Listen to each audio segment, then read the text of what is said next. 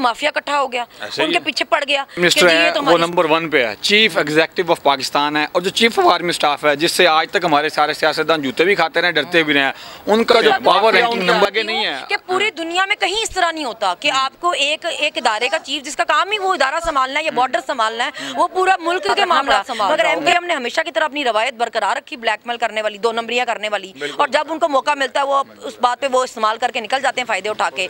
तो वो तो मुझे लगता है सबसे जो सियासत की जो सबसे घटिया हरकत होती है ना वो। अस्सलाम वालेकुम। जी वालेकुम सलाम। मैम क्या हाल है? मैं बिल्कुल ठीक हूं। खान साहब ने एज ए प्राइम मिनिस्टर जो लास्ट स्पीच की थी शेखपुरा पुलिस ट्रेनिंग सेंटर के अंदर, ये मैंने वैसे दबे अल्फाजों में बहुत दफ़ा कही है, उन्होंने ये कहा था कि मैं तरक्याती काम करना चाह रहा हूँ, आवाम को फलाह बहबूद के लिए काम करना चाह रहा हूँ, लेकिन मौजूदा सिस्टम मुझे काम नहीं करने दे रहा। उसके बाद सिस्टम ने निकाल के खान साहब को बाहर फेंक दिया, अब दोबारा खान साहब उसी सिस्टम में आ रहे हैं, तो खान साहब को दोबारा वो सिस्टम काम करने देगा?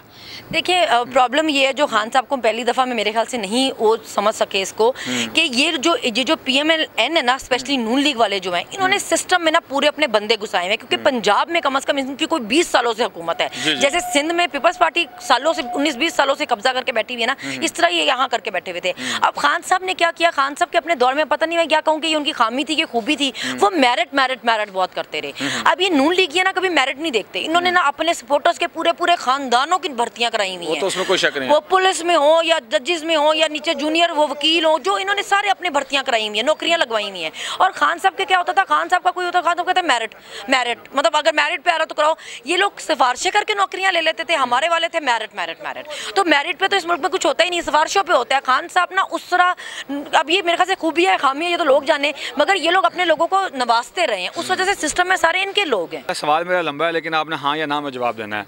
हमारा जो तालीमी निज़ाम है वो 1935 का लॉर्ड मैकाले का बनाया हुआ है। हमारा जो 1973 का आइन है जिसको सारे सियासतदान कहते हैं जी बड़ा मुकद्दस और बड़ा मुकद्दम आइन है, जिसका राग लापते हुए थकते नहीं, अगर इसमें से 14 लाइनें निकालें ना तो वो बनता है, डायरेक्ट बोलता हूँ, वो बनता है इंडिया एक्ट 1935, क्योंकि 1962 और 58 का आइन वो 4 लाइनें डाल के इन्होंने बनाया हुआ है।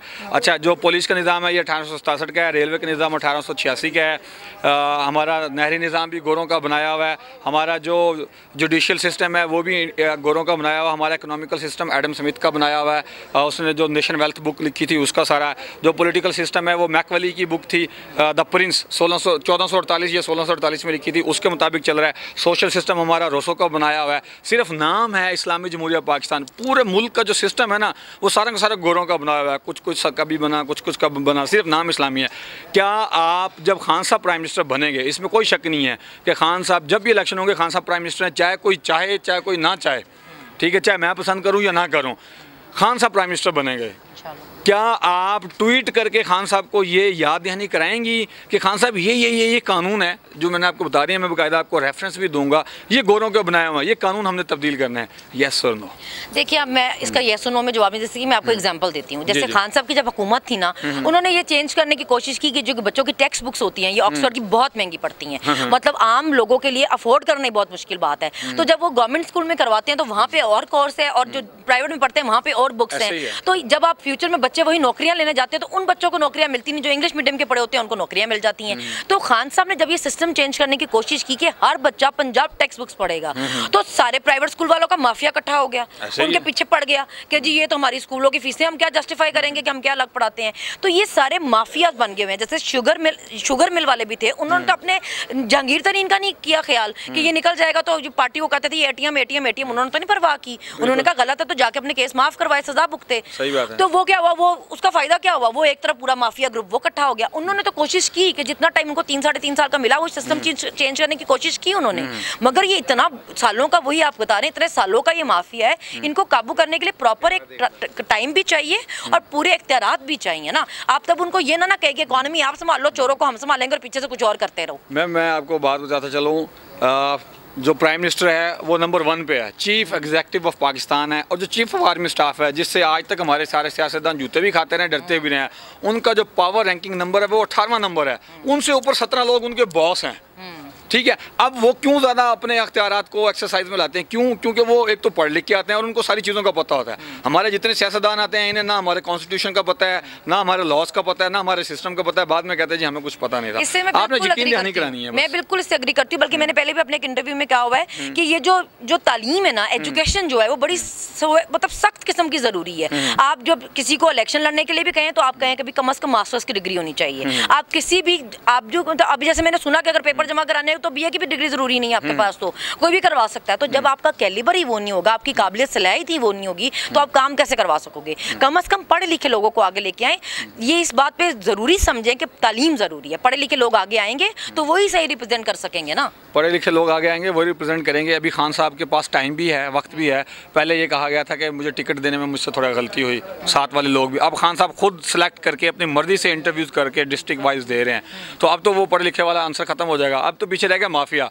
जब वो प्राइम मिनिस्टर होंगे, मैंने वो 17वां ग्रेड का या 17वें नंबर की पावर रैंकिंग का रेफरेंस इसलिए दिया था कि चीफ एग्जीक्यूटिव हैं, वो कुछ भी कर सकते हैं, वो कुछ भी कर सकते हैं। माफिया उनके आगे नहीं है। कि पूरी दुनिया में कहीं इस तरह नहीं होता कि आपको एक इदारे का चीफ जिसका काम ही वो इदारा संभालना है या बॉर्डर संभालना है, वो पूरा मुल्क के मामलात संभाल रहा हो, कहीं पे भी नहीं होता। मुझे तो इस बात पे भी हैरानी है कि अगर सियासी मुलाकातें भी होती हैं, फलाने मुल्क के वज़ीर आज़म से मिलने चले गए, प्रिंस से मिलने चले गए, तो वो प्राइम मिनिस्टर को जाना चाहिए क्योंकि वो उसका काम है। हम मानते हैं इस चीज़ को, हम तो कहते हैं कि कम ठीक अपने अपने इख्तियारात के मुताबिक सबको काम करना चाहिए, अपने अपने डिपार्टमेंट में, किसी को किसी के मामलात में नहीं करना चाहिए।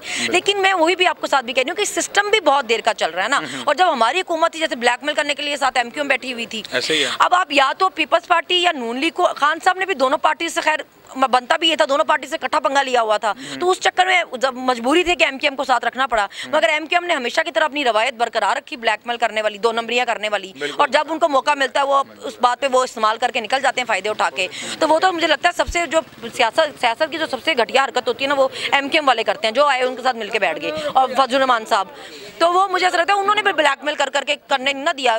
ब्लैकमेलिंग भी तो बहुत चलती थी ना। इंशाल्लाह जब खान साहब 2/3 मेजॉरिटी से आएंगे ना, सारी पूरे पाकिस्तान से क्लीन स्वीप करके करें, 3/4 से आएं, तब अपने फैसले खुद करेंगे। मेरे पास अख्तियारात नहीं है, लेकिन जो आवाम का शोर है या आवाम का जो झुकाव है वो खान साहब की तरफ है।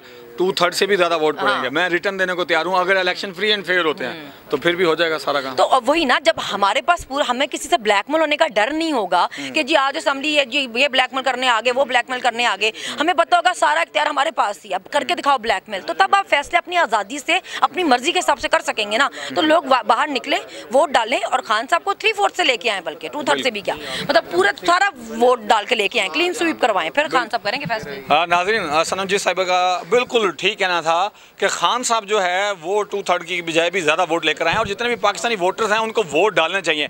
एक दफ़ा क्लीन स्वीप हो, ये जितने भी ब्लैक मिलर माफिया हैं, अब जाहिर बात है एमक्यूएम को जिसने बनाया वो खुद बड़ा ब्लैक मिलर माफिया है। फिर एक और जमात हमारी 75 साल तारीख में रही है जो सिस्टम को डी रेल करती रही है, हुकूमतों को गिराती रही है, वो भी ब्लैक माफिया के जरिए ही बन कर आई थी। जब तक इन लोगों से छुटकारा नहीं होगा तब तक हम इस सिस्टम के हाथों ऐसे ही जूते खाते रहेंगे जिस तरह 75 सालों से खा रहे हैं, लेकिन नाम किसी और का लगता है, जूते कोई और मारता है। नाज़रीन, जब तक आप इन लोगों को नहीं पहचानेंगे इसी तरह जूते खाते रहेंगे।